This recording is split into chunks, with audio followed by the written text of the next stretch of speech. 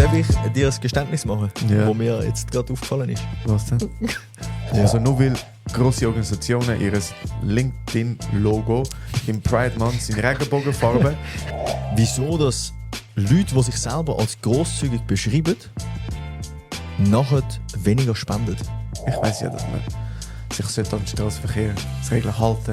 Kannst auf Galaxus, so, wenn du etwas kaufst, kannst du dann wie so einen Öko-Ausgleich machen. Dass ich dann aber trotzdem gewisse Sachen mache, die eigentlich umweltschädigend sind. Und eben bei den Firmen siehst du das, indem sie Diversität schreien. Und das Ziel eigentlich ist nicht Diversität, sondern vielleicht bessere Positionierung auf dem Arbeitsmarkt. Ja.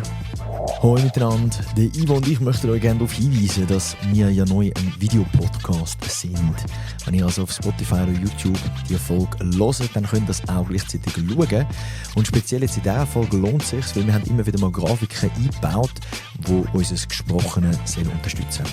Wenn ihr also das Geräusch hört, dann wisst ihr, jetzt hat es eine Grafik, die das Ganze vielleicht verständlicher macht. Viel Spaß bei dieser Folge.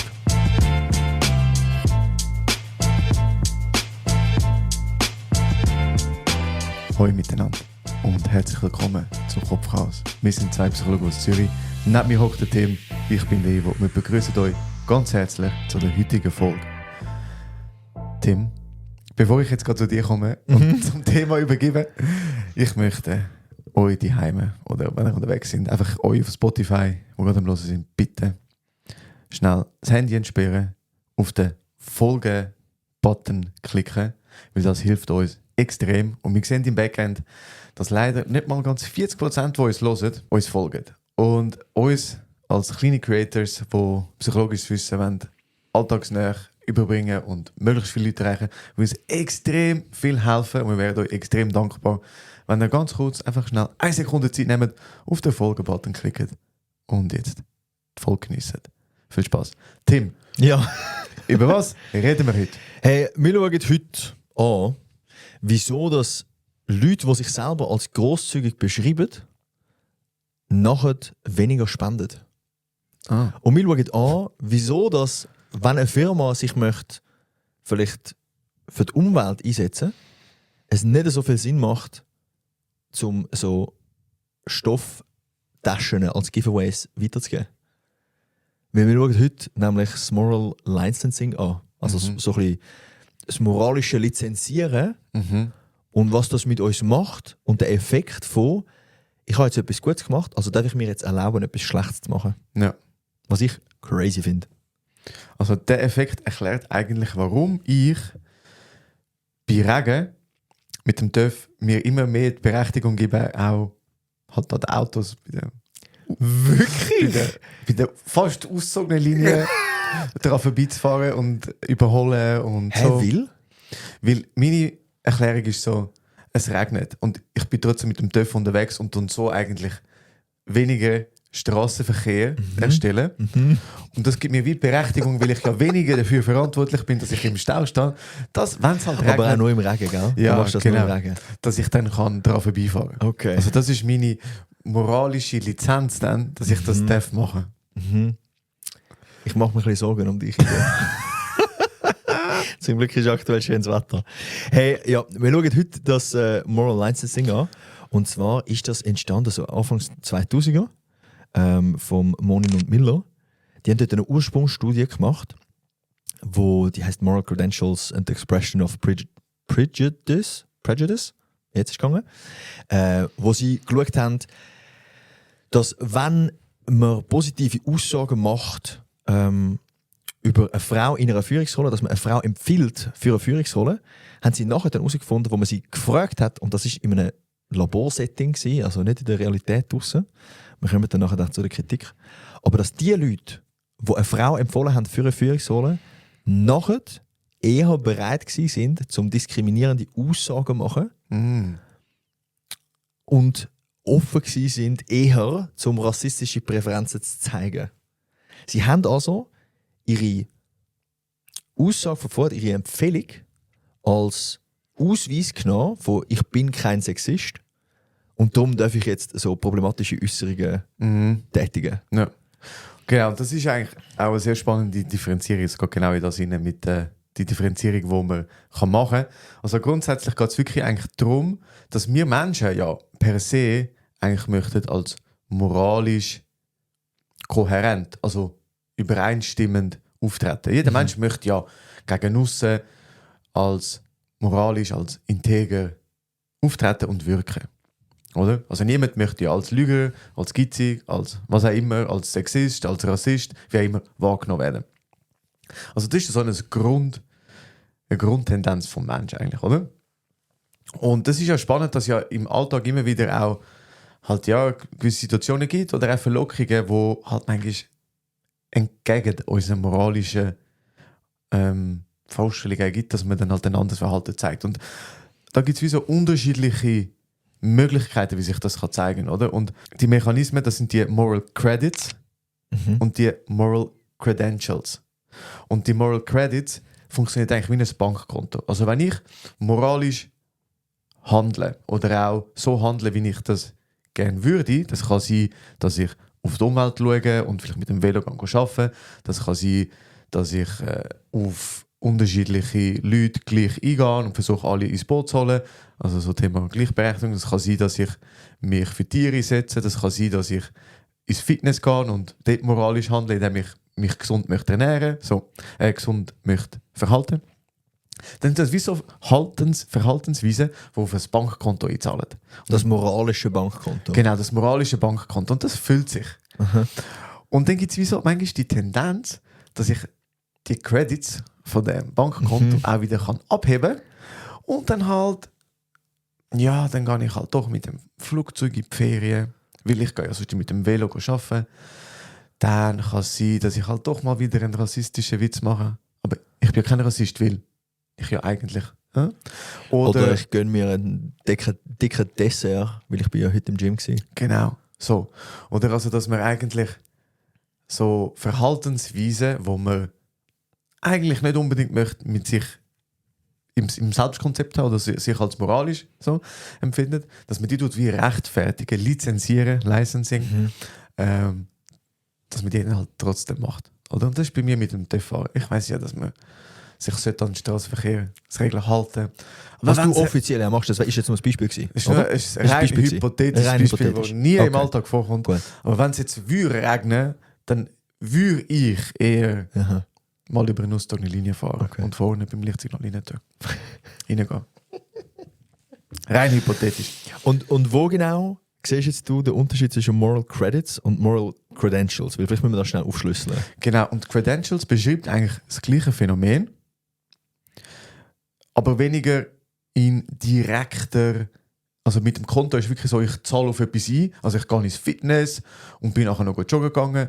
Und weil ich das gemacht habe, kann ich jetzt dann auch heute Abend einen geilen Burger essen und dann dessen gönne ich mir auch noch. Also wirklich so, zuerst etwas moralisch Positives machen und nachher... Aber es ist wie so einmalig. Ja. Im Vergleich zu, wenn wir jetzt bei diesem Gym-Beispiel bleiben, ich bin ein gesunder Mensch, ich gehe ins Gym und ich gehe irgendwie Sport machen, ich esse gesund. Also kann ich es mir auch erlauben, dass ich am Wochenende schlimm Alkohol trinke oder dass ich rauche. So. Ja. Das wäre dann mehr Credentials. Genau, Credentials ist wie so ein bisschen allgemeiner, dass man so Grundtendenzen, die man hat, also zum Beispiel, nehmen wir jetzt ein Beispiel mit der Umwelt. Oder? Also, dass ich an Umwelt Institutionen, die sich für die Umwelt einsetzen, zum Beispiel spenden, dass ich immer mit dem Velo arbeiten, dass ich kein Fleisch isst, all das, ganz viele so Sachen, die eigentlich das moralische Bild von mir geben, dass ich dann aber trotzdem gewisse Sachen mache, die eigentlich umweltschädigend sind und dann aber das wie nicht in mein Selbstkonzept hineinnehme. Also es tut meine Wahrnehmung wie nicht verzehren. So, oder? Also es tut es wie nicht beeinflussen, ich tue es wie abkaufen. Also ich kann ja gar nicht umweltunfreundlich sein, wenn ich mit dem Flugzeug in die Ferien gehen will. Ich tue ja trennen. Ich tue ja recyceln, ich tue ja mit dem Velo arbeiten. Also es ist wie so ein bisschen allgemeiner gehalten. Ja. Okay. Weißt du, was ich meine? Ja, sehe ich. Also Moral Credits sind wirklich so einmalig, ich habe jetzt das gemacht, also darf ich mir das erlauben. Ich habe eingezahlt auf ein Bankkonto und tue jetzt da quasi das wieder auszahlen, indem ich irgendwie etwas mache, wo vielleicht dann widerspricht. Ja. Und Moral Credentials sind so, ich habe ein Selbstbild von mir und kann mir Sachen leisten, die dem Selbstbild widersprechen, weil mein Selbstbild so stark ist, dass ich sage, hey, ich kann mir jetzt erlauben, das und das machen. Also ich zum Beispiel, ich kann einen rassistischen Witz machen, weil ich kann ja gar kein Rassist sein, weil ich habe einen Kollegen, der von XY ist. Genau. Ich wähle SP und darum kann ich rassistische Witze machen. Also so meine Grundhaltung, meine moralische Grundhaltung, ich sage mir, ist SP und darum kann ich auch ab und zu einen sexistischen Witz machen. Ich kann ja gar nicht Sexist sein. Weil ich wähle ja SP. Weil ich wähle ja SP. Okay. Oder es ist so allgemeiner gehalten. Aber das heisst eigentlich der große Unterschied zwischen Moral Credits und Moral Credentials ist so wie langfristig, dass es eigentlich schon ist. Weil ich kann ja auch sein, dass ich einmal SP wähle und dann etwas mache, wo gegen dem widerspricht und dann wäre es ja eher Moral Credits. Ja. Wenn ich aber seit Jahren SP wähle, dann geht es eher ins Moral Credentials. Mega, also es hat so eine Zeitkomponente und auch wie näher es an meiner Identität ist. Oder? Also ich kann auch einfach einmal so ins Fitness gehen oder einmal joggen, obwohl ich kein Jogger bin und dann halt, oder dann ist es mehr das mit dem Bankkonto. Genau. Sollen wir ein paar Beispiele bringen? Ja, weil der Effekt per se ist eigentlich mega simpel. Und dann gibt es noch die zwei Mechanismen, oder? Eben Credits oder Credentials, that's it. Und dann kann man sagen, ja, cool. Aber es gibt eben, ich finde, es kommt in so vielen Lebenssituationen vor. Und darum finde ich es eben noch spannend, dass wir das einfach mal darüber reden, um zu schauen, hey, wo fühle ich mich ertappt? Wo passiert das manchmal auch? Und eben, wie gesagt, es passiert mir so oft. Darf ich dir ein Geständnis machen? Wir machen ganz kurz Werbung. Alter, das scheisst jetzt an. Jetzt verkaufen wir uns für Geld. Nein, wir machen es sogar gratis, weil wir machen Werbung für uns. Oh, und krass. zwar freuen wir uns, euch zu informieren. Am 23. Juni findet unser zweite Live-Event statt. Es wird einen Vortrag geben zum Thema digitaler Stress, wo ihr werdet erfahren, warum uns die digitale Welt so auslebt, was für Belastungen dahinter stecken und was man dagegen machen kann. Der Vortrag findet am 6. statt, im Prime Tower in Zürich. Ticket findet ihr jetzt unter kopfraus.ch/live-events und wir freuen uns riesig, wenn ihr vorbeikommt und uns unterstützt. Oh, das hat jetzt noch geile Werbung gefunden. Das. Können wir weitermachen? Können wir weitermachen. Gut. Viel Spaß. Darf ich dir ein Geständnis machen, Ja. wo mir jetzt gerade aufgefallen ist? Was denn? Wenn du ja da ankommst, zum Folge aufnehmen, dann trinken wir zusammen einen Kaffee. Ja. Und ich mache ja dann den Kaffee für dich. Also mein moralisches Konto wird eingezahlt. Ja. Ich mache den Kaffee für dich und tu dich quasi bin ein guter Gastgeber. Ja.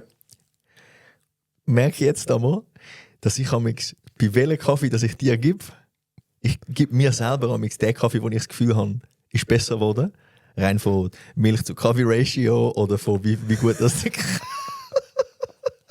und gebe dir dann den schlechten Kaffee, weil ich bin so gewesen. Ich habe jetzt etwas Gutes gemacht, jetzt kann ich auch etwas für mich Gutes machen. Das wäre mein Geständnis für diese Woche. Für diese Woche? Ja. Können wir noch mehr? Weiß nicht. Aber das ist mir vorher durch den Kopf gegangen. Habe ich mich heute Morgen nicht abgefühlt. Das ist genau das. So dieses Konto, ich mache ja etwas Gutes, Ja. ich tue ihn ja empfangen, ich bin der Gastgeber. Krass, ja. Ja, sorry. Ist okay. Sind deine Kaffees trotzdem gut? Unterschiedlich. Oh, okay. Nein, sie sind immer bei einem 7 von 10 mindestens. Manchmal Meistens sind spielt mir es eine 9 von 10. manchmal sind es als 8, manchmal ist es 9. Okay. Aber nicht immer. Hast du noch andere Beispiele, wo du es bei dir... Willst du etwas mir gestehen? Gibt es etwas oder bin ich einfach der schlechte Mensch? Das ist jetzt dir gestehen, nicht? Nein, aber es Okay. gibt schon ein paar Beispiele. Noch, ja. Also bring mal eins. Hey, also weißt du, ich finde so, dass ich tue das mega oft selber machen, weil ich bin Vegetarier, oder? So als Beispiel. Und ich tue im Kopf einmal schon gewisse Sachen rechtfertigen, Weil du Vegetarier weil ich bist? Vegetarier bin. Und ich meine, Vegetarier sein hat ja einen positiven Einfluss auf die Umwelt. So. Mhm. Und zum Beispiel letztes Jahr bin ich sehr oft geflogen. Mhm. Sehr oft. Mhm.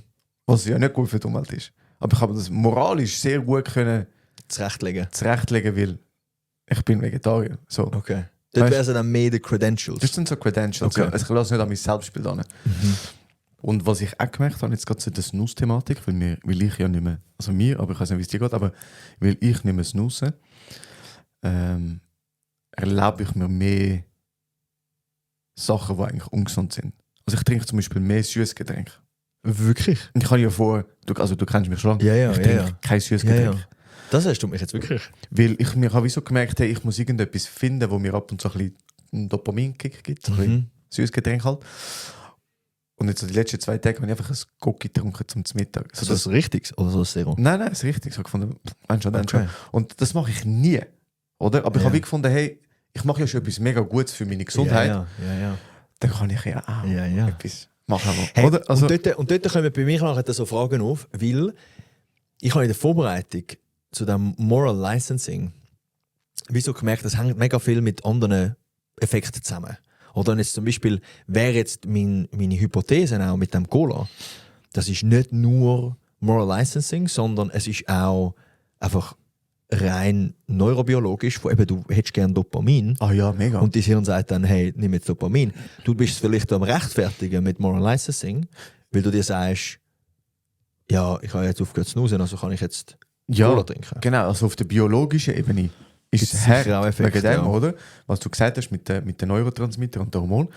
Aber auf der psychologischen Ebene, das ist ja, müssen wir es immer irgendwie noch rechtfertigen. Oder? Also wir Menschen müssen ja irgendwie kohärent auftreten. Oder?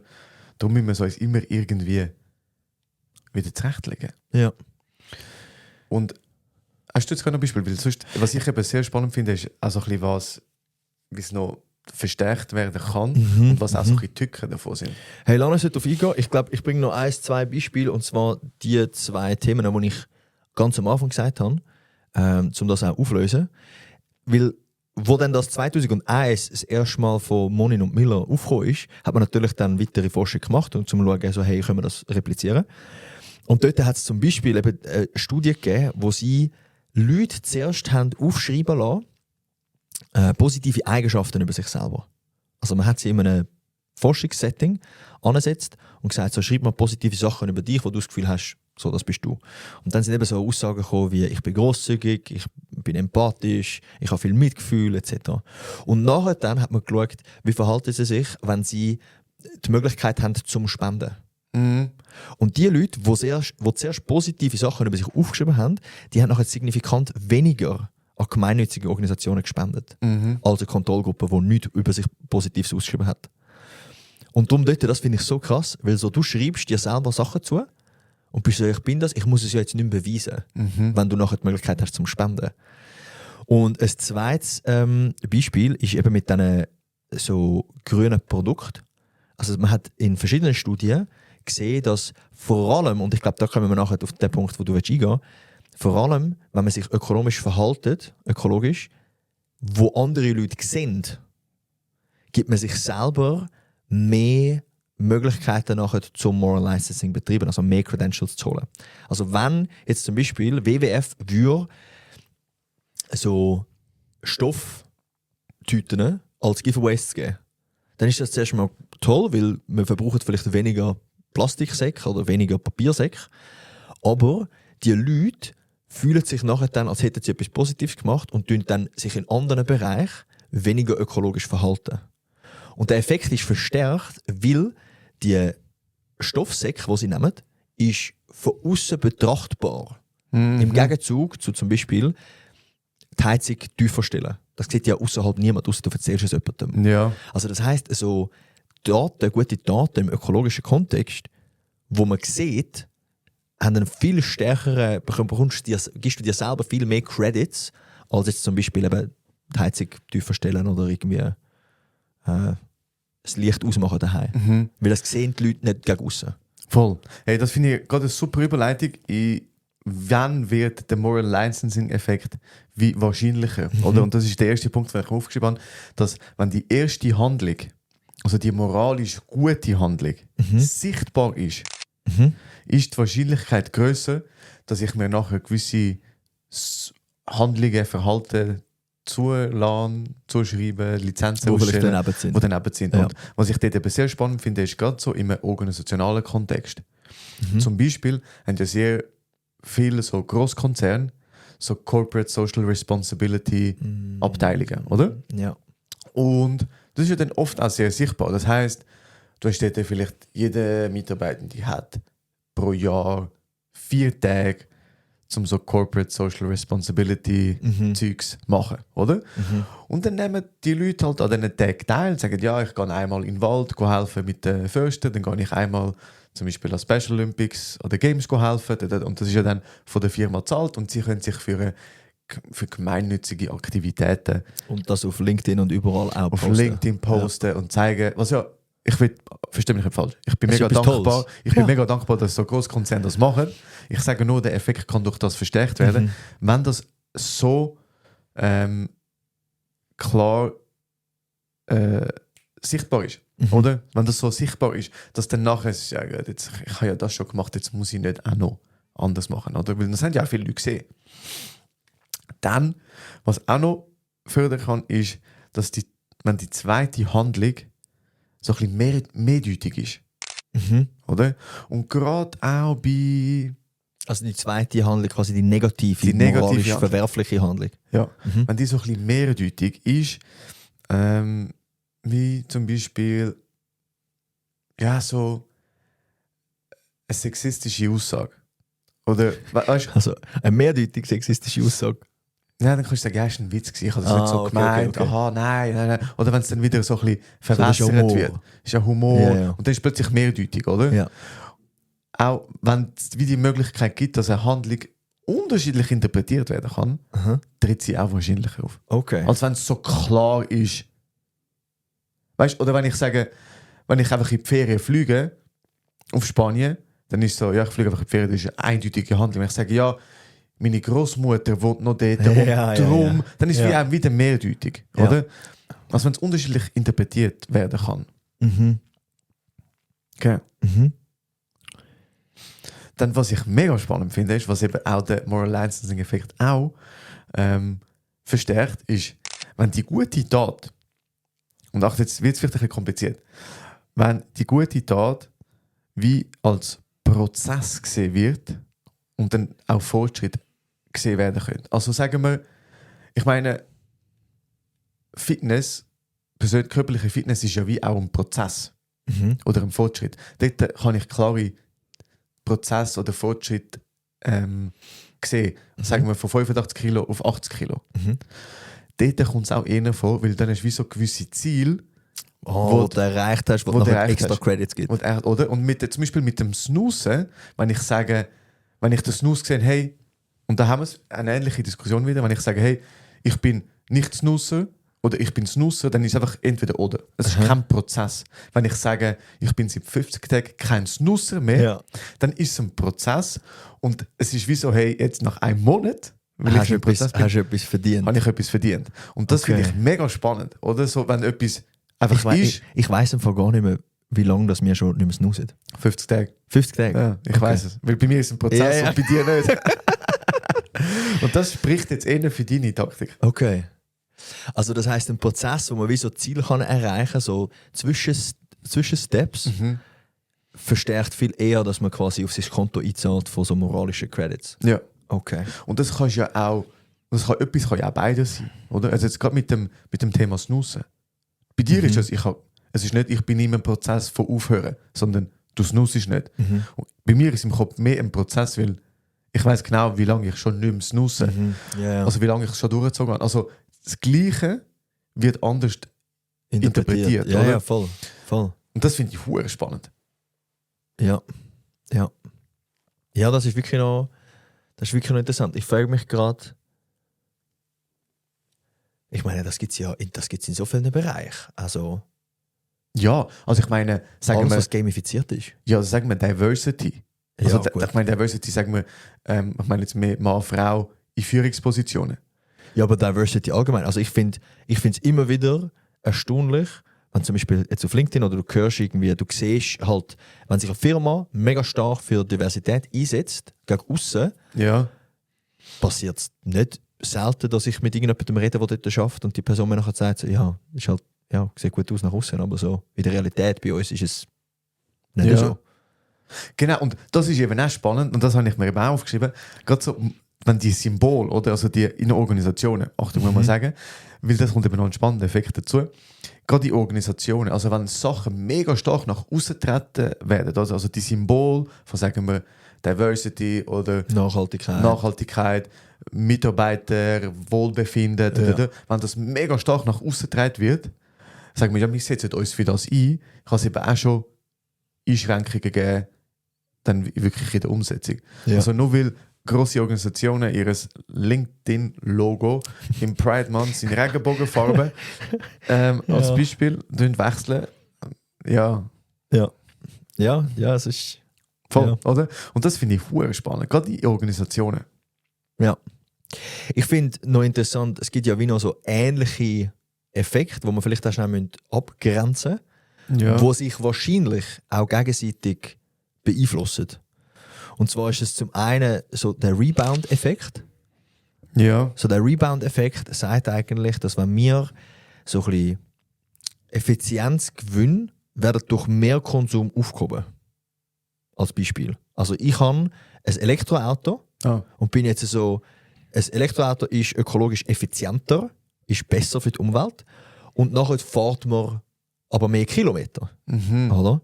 Oder zum Beispiel kannst auf Galaxus, so, wenn du etwas kaufst, kannst du dann wie so einen Öko-Ausgleich machen. Und du machst einen Öko-Ausgleich und jetzt fühlst du dich vielleicht besser und kaufst aber aufgrund von dem vielleicht mehr ein, weil du bist so, ja, ich habe ja Öko-Ausgleich gemacht. Also der Rebound-Effekt ist wie so, du machst etwas besser, aber machst es dann auch mehr, weil du so das Gefühl hast, ja, es ist ein bisschen besser als das vorher. Ja. Besser heisst nicht gleich gut. Also Ja. ich glaube auch bei Zalando gibt es auch so Öko-Ausgleich. Und wenn Leute nachher dann einfach mehr bestellen wegen dem, kannst du mir nicht sagen, dass es ökologischer ist. Voll. Und dann gibt es ja noch den Spillover-Effekt, wo auch ähnlich wirkt. Und da gibt es den positiven und den negativen Spillover-Effekt. Der positive ist, dass wenn ich zum Beispiel ein sehr umweltbewusstes Verhalten an den Tag lege, weil ich Wasser spare und immer das Brünneli während dem Zähneputzen das Brünneli laufen oder was laufen oder mit dem Velo arbeiten, dass so die positive Verhaltensweise auf andere Bereiche auch übertragen werden. Das heisst, ich tue auch das Licht, wenn ich es nicht brauche, abstellen, ich tue Sachen trennen. Also ein positives Verhalten wird auch in anderen Bereichen gezeigt. Das ist der positive Spillover-Effekt. Es gibt aber auch den negativen Spillover-Effekt. Das kann sein, wenn ich extrem gestresst bin beim Arbeiten, dass ich dann heimkomme und die Heime genauso auch gestresst bin und das ausladen. Und also dann ist wie so etwas übergespielt, ausgeleert in einen anderen Bereich. Und das kann sowohl positiv als auch negativ sein. Ja, ist vielleicht ein bisschen verwirrend mit den unterschiedlichen Effekten. Ja. Aber ich glaube, darum ist es wichtig, haben wir die nochmal schnell erwähnt. Ja. Und ich glaube auch, dass jetzt in vielen von diesen Themen, und vielleicht kommen wir nachher schnell auf Kritik auch von dem Effekt, von dem Moral Licensing. In vielen von diesen Studien glaube ich, dass die verschiedenen Effekte, also wie Rebound, Spillover und Moral Licensing, dass die miteinander auch funktionieren. Ich glaube, es ist nie einfach nur der oder nur der, sondern die spielen auch miteinander zusammen. Ja. Was, glaube ich, auch dazu führt, dass es gewisse Kritiken an diesen Effekt gibt. Ja, und ich glaube, und ich habe dort eine Hypothese, warum das so ist. Also warum das manchmal ist. Also was ist der Unterschied? Vielleicht Ich habe auch eine Hypothese. eine wichtige Frage, oder? Also was ist der Unterschied? Nehmen wir jetzt das Beispiel an, ich gehe immer mit dem Velo arbeiten. Immer.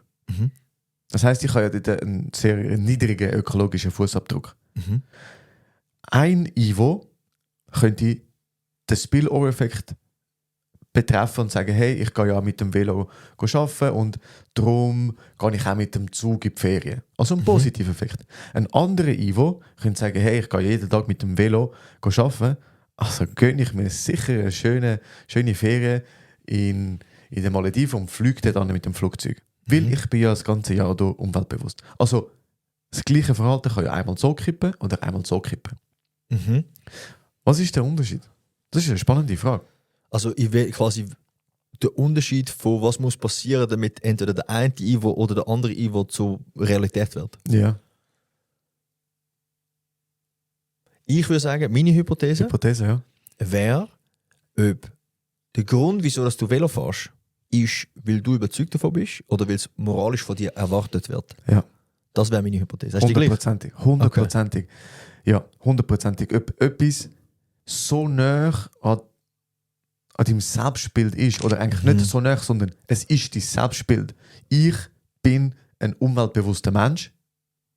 und es ist nicht von der Gesellschaft vorgegeben und ich verhalte mich aufgrund von einem gesellschaftlichen Bild. Ja, nicht weil ich jetzt in der links-grünen Stadt Zürich wohne, bin ich jetzt halt auch mit dem Velo unterwegs und dann mache ich es halt auch. Also es ist halt so ein bisschen externer Druck. Und da bin ich mega davon überzeugt und ich würde jetzt die Hypothese so bestätigen, dass gerade in Organisationen, dort zeigt sich ja, oder? Weil jetzt zum Beispiel, und das ist ja dann auch, darum zeigt sich ja, wenn eine Organisation zum Beispiel mega sozial engagiert ist. Wenn ich wirklich voll dahinter stehe, dann ist das in der Organisation so, aber ich mache das privat auch. Ja, und ich glaube auch, also bei Organisationen muss man auch noch sehen, Organisationen haben ein Ziel, in den meisten Fällen. Die meisten, also eigentlich fast alle grossen Firmen, da kann man jetzt gewisse vielleicht rausnehmen, wie zum Beispiel, kommt mir jetzt so Patagonia in den Sinn. Ja. Aber so grosse Firmen haben ein Ziel und das ist Gewinn machen. Und wenn der Gewinn oder das Geld machen in den Weg kommt von wir sind jetzt divers, dann wird wahrscheinlich dort das Verhalten nachher von ja, ich stelle jetzt eine Frau ein, die vielleicht gerade schwanger geworden ist, wird wahrscheinlich eher weniger passieren. Und dort hast du nachher als Firma stehst du nicht dahinter, du machst es vielleicht, weil es nach außen von dir erwartet wird. Aber dort ist nachher das Moral Licensing von, hey, wenn wir ganz, ganz viel quasi uns darstellen, von wir sind divers oder wir sind ökologisch oder was auch immer, dann können wir nachher so Sachen machen. Genau. Also, und dort geht es ja auch wieder um die Identität von der Organisation. Und zum Beispiel das Beispiel auch mit Patagonia. Und Patagonia hat ja eine sehr starke organisationale Identität. Oder wie soll ich sagen, die Umweltbewusstheit ist ein Teil von ihrer Identität als Organisation, oder? Ich meine, sie machen Werbekampagnen wie Don't buy this jacket. Genau, und das meinen jetzt aber ernst. Das meinen jetzt ernst. Und darum sage ich, auch in der Organisation, die Organisation hat ja eine Identität. Ja, voll. Oder? Und darum sage ich, und dann gibt es wieder, und dort unterscheidet sich die Organisationen, wenn es dann finanziell oder wirtschaftlich nicht mehr so läuft, ist es dann immer noch so wichtig, wie divers wir sind, wie sozial engagiert wir sind, wie gut es unseren Mitarbeitenden geht. Ja. Oder ist dann wieder... Und ich glaube, dasselbe siehst du auch nachher auf der individuellen Ebene von Nachhaltigkeit. Du hast jetzt vorhin das Beispiel gebracht mit dem Velo gehen. Oder? Ist das Teil von meiner Identität oder mache ich das, weil es von mir erwartet wird? Das ist dasselbe auch mit diskriminierendem Verhalten oder sexistischem Verhalten. So, machst du das, weil es von dir erwartet wird oder machst du das, weil du voll dahinter stehst? Und wenn du es machst, weil es von dir erwartet wird, dann wirst du dir wahrscheinlich Credits aufbauen und dich dann daneben verhalten, weil du so bist, so, ja, ich habe ja jetzt sehr viel Gutes gemacht, ich darf. Und wenn du voll dahinter stehst, dann wird der Effekt wahrscheinlich nicht greifen in diesem spezifischen Bereich. Ja. Hey, mega. Und jetzt kommt nochmal eine Hypothese zu. Also das ist gerade eine geile Folge geworden. Weil, jetzt müssen wir einfach zuhören, weil, wir haben den Effekt schon erklärt. Und zwar, zum einen ist es Identität oder nicht. Und zum anderen ist es ein erstrebenswertes Ziel. Also, wenn ich das mache, hilft das meinem Primärziel. Also jetzt zum Beispiel Firmen haben das Primärziel, Umsatz zu generieren. Ja. Hilft es mir, wenn ich jetzt eine Diversity-Kampagne mache, mehr Umsatz zu machen, weil ich dann vielleicht ein grösseres Zielpublikum habe, dass ich vielleicht dann mehr Leute in den Rekrutierungsprozess erreiche. Also hilft es mir dann? Und dann ist es immer noch nicht an der Identität, sondern ich mache das nur, um mehr zu erreichen. Und jetzt habe ich mir gerade überlegt, wegen dem Velofahren. Ich gehe nicht mit dem Velo arbeiten. Wegen der Umwelt, sondern wegen dem Sport? Nein, weil es mit Abstand die effizienteste Weg ist. Mit dem Auto hätte ich viel länger. Zeitlich? Ja, zeiteffizient ist. Ich hätte mit dem Auto länger, ich hätte mit dem TÜV länger, zu Fuß länger. Mit dem Velo bin ich mit Abstand am schnellsten, wegen dem Verkehr. Ja. Ich würde also, wenn ich nicht mehr dort arbeiten würde, nicht mit dem Velo gehen. Spannend. Also, es hilft mir, mein Ziel zu erreichen, mein Primärziel, den Weg möglichst zeiteffizient zurückzulegen. Also das finde ich jetzt eigentlich noch spannende Erklärungen. Zwar zum einen der Unterschied, ob es in einem positiven Spillover-Effekt geht, also dass ein gutes Verhalten zu mehr gutem Verhalten führt, hängt davon ab, ob es... Also glauben wir? Ja, denken wir. Ja. Ob es ein Teil von meiner Identität ist oder einfach von mir erwartet wird. Und dann gibt es wie nochmal so, das was ich jetzt noch gesagt habe, mit dem, also wo wir jetzt diskutiert haben, mit dem Verpacken. Mit dem Verpacken, weil es eigentlich ein anderes Ziel, das ich habe, es hilft mir, um das Ziel zu erreichen, als Mittel zum Zweck. Ja. So. Und eben bei den Firmen siehst du das, indem sie Diversität schreien Und das Ziel eigentlich ist nicht Diversität, sondern vielleicht bessere Positionierung auf dem Arbeitsmarkt. Ja. Punkt. Und das ist... Ich sage nicht bei allen, das ist jetzt vielleicht noch schnell wichtig, nicht, dass Nein, wir jetzt aber sind haten wir auf alle, ehrlich? aber viele Firmen, ich könnte mir nicht sagen, du kannst mir nicht sagen, dass all die Firmen, die in Pride Month ihr Logo mit Regenbögen machen. Das ist das lächerlichste ever. Sorry, Ja. ich kann das nicht ernst nehmen. Also ich finde es gut, wenn man dem Platz gibt, wenn man dem Visibility gibt, aber die Motivation der Firmen bin ich jetzt da kritisch mit der Frage. Darf ich dir ehrlich sagen, und ich will jetzt, ich sage da keinen Firmennamen, aber ich will sagen, ich habe, durch das ich für Special Olympics ein grosses Event organisiere und wir mit unterschiedlichen Firmen zusammenarbeiten, grossen Firmen, die ihrem Corporate Social Responsibility Programm das Event haben und ich mit diesen Firmen vorher auch schon zusammengearbeitet habe, ich kann dir sagen, dass in der Zusammenarbeit merkst du es, ob die Firma das macht fürs steht Image oder nicht, ja. oder etwas dahinter steht. Das merkst du. Ja. Und ich sage da keinen Namen, aber ich bin mega Besser froh. nicht. Ich bin mega froh, haben wir die Firmen, die wir jetzt haben. Ja. Weil dort spüre ich richtig, das ist ein Teil von Identität. Ich habe aber früher auch schon bei Firmen gemerkt, Ja. difficult. Ja. Also vielleicht noch schnell konkret, es gibt natürlich auch Kritik an diesem Effekt. Wir haben jetzt auch so ein paar Hypothesen aufgebracht, was wir glauben, wieso dass die Kritik stattfindet. Zum einen, die Effektgröße ist relativ klein. In der Psychologie oder in der Statistik reden wir dort vom Cohen's D. Ich habe es extra so formuliert. Wo der Effekt eher klein ist. Der Cohen's D ist dort bei etwa 0,3. Und das interessiert jetzt gerade niemand, sorry für den. Man hat versucht, gewisse Forschungen zu replizieren und hat es zum Teil nicht geschafft. Also man versucht dann einfach genau das Experiment so nachzustellen, um zu schauen, ob man die gleichen Resultate hat. Und das hat nicht immer geklappt. Und, was ich noch interessant gefunden habe, es gibt einen Publikationsbias. Also Forschungen, Papers, die veröffentlicht worden sind zu dieser Thematik, haben stärkere Effekte als Papers, die nicht veröffentlicht worden sind, irgendwo in einem Magazin oder so. Was ich auch fragwürdig finde. Und ja, also einer der grössten Moderatoren, die einen Einfluss hat, wie stark das ist so die soziale Sichtbarkeit. Und das haben wir vorhin auch angesprochen. Also so ein bisschen die Thematik von, hey, sieht man es? Und da gibt es eine spannende Studie, die jetzt relativ frisch ist, aus dem 25, wo sie eine Metastudie gemacht haben. Also sie haben ganz, ganz viele Studien zu diesem Effekt zusammengenommen und geschaut, hey, was könnten so quasi Themen sein, die sich durchziehen bei denen. Und was sie dort herausgefunden haben, ist, es scheint offenbar eher ein soziales Phänomen zu sein, was unsere Hypothese bestärkt. Also ein soziales Phänomen im Sinne von, es hat viel eher damit zu tun, wie ich wahrgenommen werde und mich darum nachher so und so verhalte, als dass es ein innerpsychologisches Modell ist, wo es quasi einfach mit mir, ich alleine, also ich alleine habe weniger Moral Licensing, wenn ich einfach alleine für mich etwas mache, sondern es tritt viel stärker auf, wenn andere Leute das auch noch sehen. Nicht wie kognitive Dissonanz. Genau, kognitive Dissonanz ist wirklich einfach intern, ich habe mit mir selber eine Dissonanz, einen Widerspruch, den ich probiere aufzuheben. Dort ist es egal, ob andere Leute noch dabei sind oder nicht, das habe ich.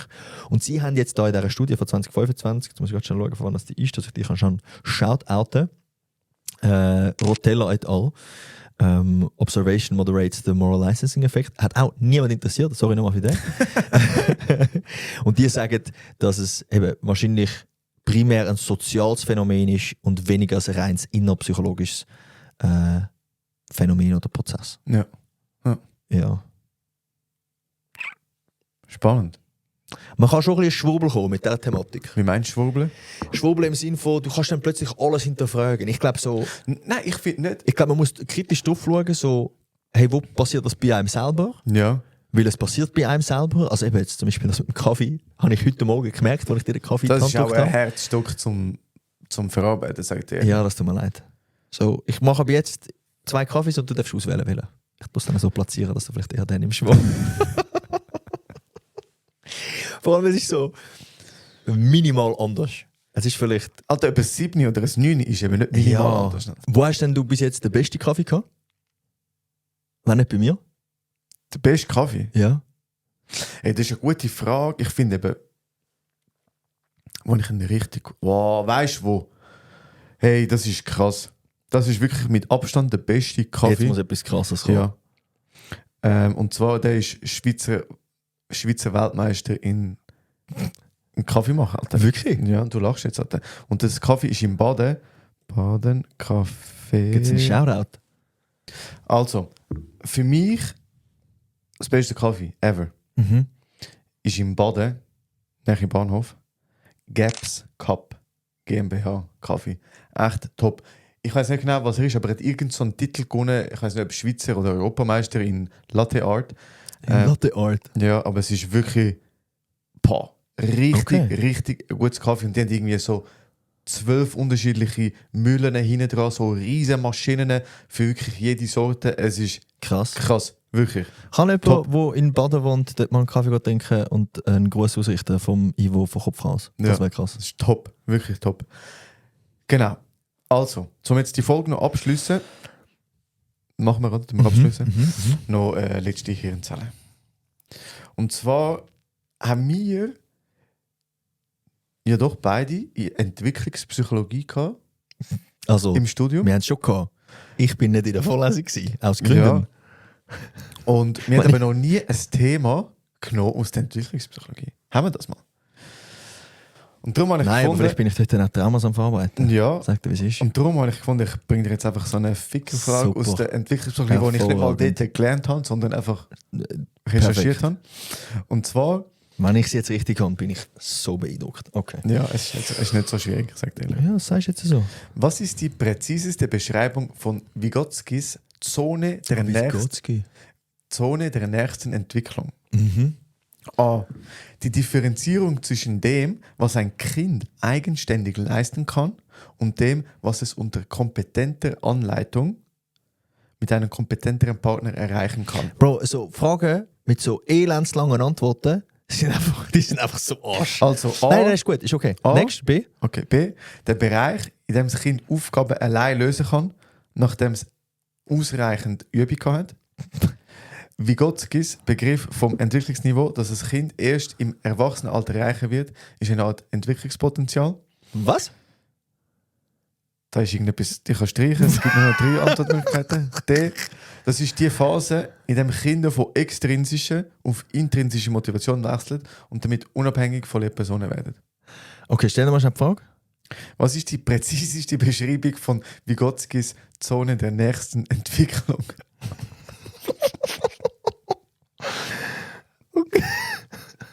Sag nochmal das Zweite.